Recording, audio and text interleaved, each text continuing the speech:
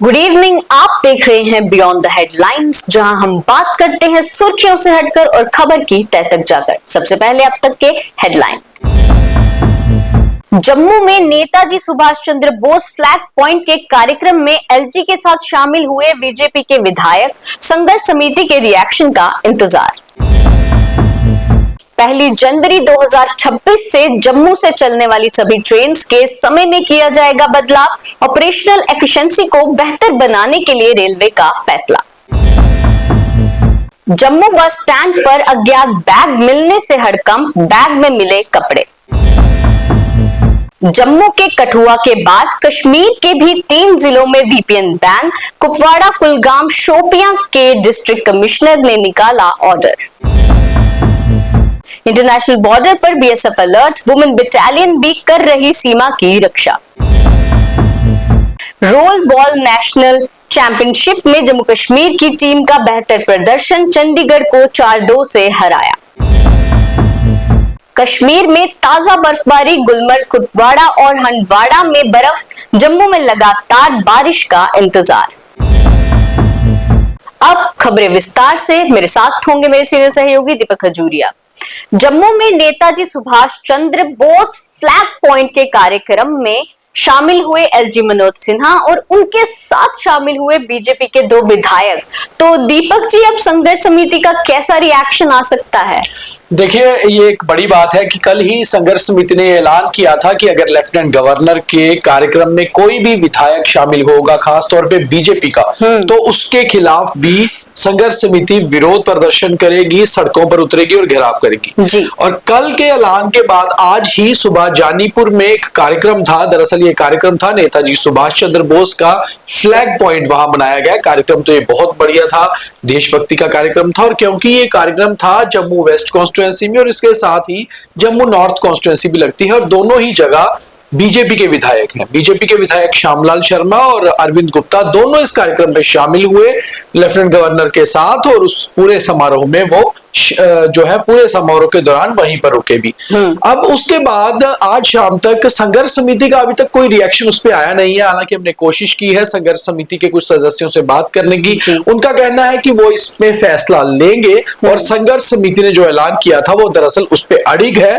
उसी के ऊपर उसी के हिसाब से फैसला आएगा। मगर देखना अब ये होगा कि क्या अब बीजेपी संघर्ष समिति के जो ऐलान है या उनका स्टेटमेंट है या उनका बयान है उसको सीरियसली नहीं ले रही, या फिर बीजेपी संघर्ष समिति से अलग होकर ये सारी चीजों को देख रही है। तो ये देखना बहुत अहम होगा। मगर हाँ, ये बड़ी बात है कि ऐलान के एक दिन बाद ही आज एक कार्यक्रम ऐसा था, ऑफिशियल लेफ्टिनेंट गवर्नर साहब जहां मुख्य अतिथि थे, जहां बीजेपी के 2 विधायक भी शामिल हुए। अब देखना यह होगा, इंतजार करना होगा कि संघर्ष समिति से कैसे लेती है और फिर बीजेपी कैसे रिएक्ट करती है। जी।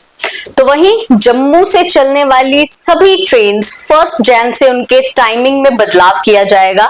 तो दीपक जी, ऑपरेशनल एफिशिएंसी को बेहतर बनाने के लिए रेलवे का ये फैसला है। देखिए, जो जम्मू डिवीजन के डीटीएम है उचित सिंगल, उनसे हमारी बात हुई है और रेलवे के कुछ अधिकारियों से। उनका कहना है कि 1 जनवरी 2026 से टोटल 33 ट्रेन हैं जो देश के अलग अलग हिस्सों से Jammu railway station, Udhampur railway station जो अब जिसका नाम बदला गया है, या फिर Shri Mata Vaishno Devi university, Shri Mata Vaishno Devi railway station, वहां आते हैं। तो यहाँ पर ये जो 33 ट्रेन आती हैं, इन सबकी टाइमिंग में कुछ हल्का सा बदलाव किया जा रहा है। ये ऑपरेशनल एफिशिएंसी के हिसाब से यात्रियों की सहूलियत के लिए किया जा रहा है। हालांकि हमारे पास पूरी डिटेल है और हम एक अलग कार्यक्रम में ये सारी डिटेल भी बताएंगे कि ये ट्रेन कितने बजे से अब कितने बजे चला करेंगी, इनकी टाइमिंग में क्या क्या बदलाव रहा है। इनमें से 33 में से 14 ट्रेन ऐसी हैं जो श्री माता वैष्णो देवी रेलवे स्टेशन कटरा तक जाती हैं, और बाकी ट्रेन जो हैं वो जम्मू तक ही आती हैं या फिर उधमपुर तक जाती हैं। तो अब ये सारी ट्रेन की टाइमिंग 1 जनवरी से बदले जा रहे हैं। हमारे सभी व्यूअर्स के लिए हम एक अलग से प्रोग्राम करके सभी ट्रेन का शेड्यूल टाइमिंग भी बताएंगे। जी बिल्कुल। तो वहीं आज जम्मू बस स्टैंड पर एक अज्ञात बैग मिला, बाद में उसमें पता चला कि उसमें कपड़े थे। पर दीपक जी, क्या कुछ डिटेल्स हैं इस खबर पर? देखिए, इससे एक बात बिल्कुल साफ होती है कि जम्मू पुलिस इन दिनों अलर्ट पर है। जी। ये जम्मू पुलिस की ही मैं कहूंगा कि कामयाबी है कि एक अज्ञात बैग कहीं छूट गया, मगर पुलिस ने उसे अननोटिस नहीं किया और तुरंत नोटिस करने के बाद उस इलाके को, आसपास के इलाके को खाली करवाया, एक बम डिस्पोजल स्क्वाड को वहां बुलाया, और जब बैग की छानबीन की गई तो वो बैग दरअसल अननोन बैग निकला, मगर उसमें कपड़े निकले, बाकी जरूरी सामान था। और पुलिस ने आसपास में ऐलान भी कराया है कि वो रेड कलर का एक बैग है, मरून कलर का, दरअसल स्काई बैग है, और अगर किसी का है तो वो आकर ले जाए, या किसी से गलती से छूट गया है, क्योंकि अपने सामान का बैग वैसे तो कोई छोड़ेगा नहीं इंटेंशनली, तो गलती से शायद किसी का बैग रह गया है। मगर एक चीज बेटर है कि जम्मू पुलिस की अलर्टनेस है कि आज दोपहर बाद जैसे ही एक बैग का पता चला, तुरंत उन्होंने कार्रवाई की, और फिर ये पता चल गया कि ये दरअसल वहां पर हड़कंप मच गया, क्योंकि बस स्टैंड में बहुत भीड़ होती है, बस स्टैंड पुलिस एक्टिव भी थी, उन्होंने तुरंत से सारी कार्रवाई की, और आखिर ये पता चला कि किसी का अननोटिस एक बैग छूट गया है। जी, अभी हाल ही में जम्मू के कठुआ में वीपीएन बैन हुआ था, और अब कश्मीर के भी 3 जिलों में वीपीएन बैन कर दिया गया है।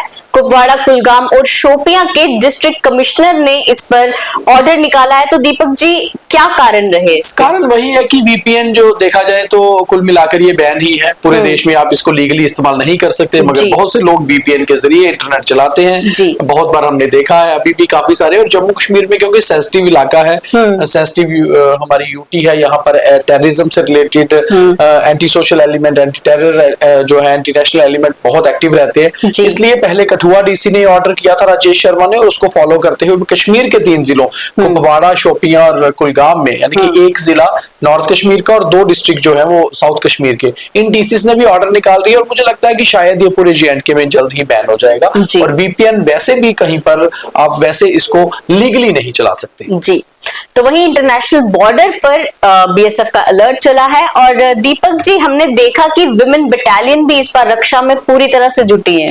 देखिए, विमेन पहले प्रॉपर बटालियंस तो विमेन की थी, मगर उनको प्रॉपरली जो है बॉर्डर की सिक्योरिटी के लिए बीएसएफ नहीं लगाती थी।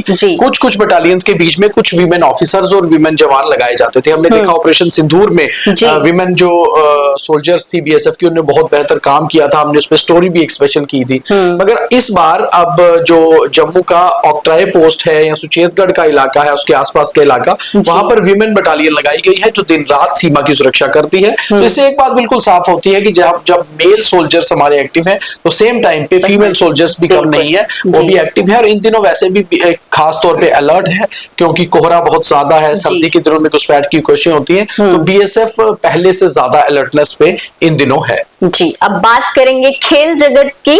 तो रोल बॉल नेशनल चैंपियनशिप में जम्मू की टीम ने बहुत अच्छा प्रदर्शन किया है, चंडीगढ़ को 4-2 से हराया है। दीपक जी, हाँ, ये पहला मैच था। आज नेशनल रोल बॉल चैंपियनशिप जो है वो हो रही है, और उसमें जम्मू का जेएंडके का पहला मुकाबला चंडीगढ़ से था, और जेएंडके ने चंडीगढ़ को 4-2 से हराया है। एक बहुत अच्छी बात है, अच्छी खबर है, और उम्मीद है कि शायद अब ये आगे आगे जो लीग मैचेस है उनमें भी जीते और फिर कहीं फाइनल्स तक पहुंचे। और जम्मू कश्मीर में ऐसी बात नहीं है, एक बात से साफ होता है कि टैलेंट बहुत है।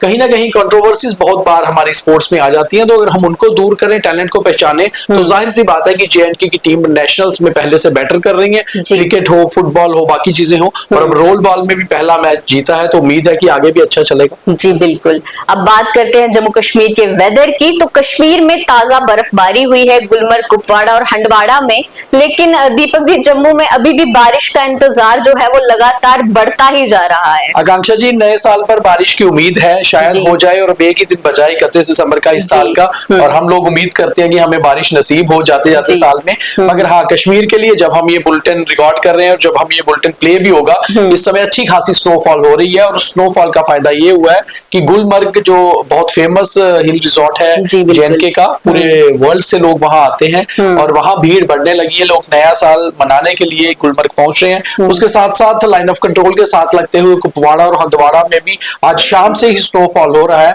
और उम्मीद है कि साल के आखिरी दिन भी स्नोफॉल होगा, और सैलानियों का कश्मीर की तरफ रुख वापस जो है बढ़ेगा। जी बिल्कुल।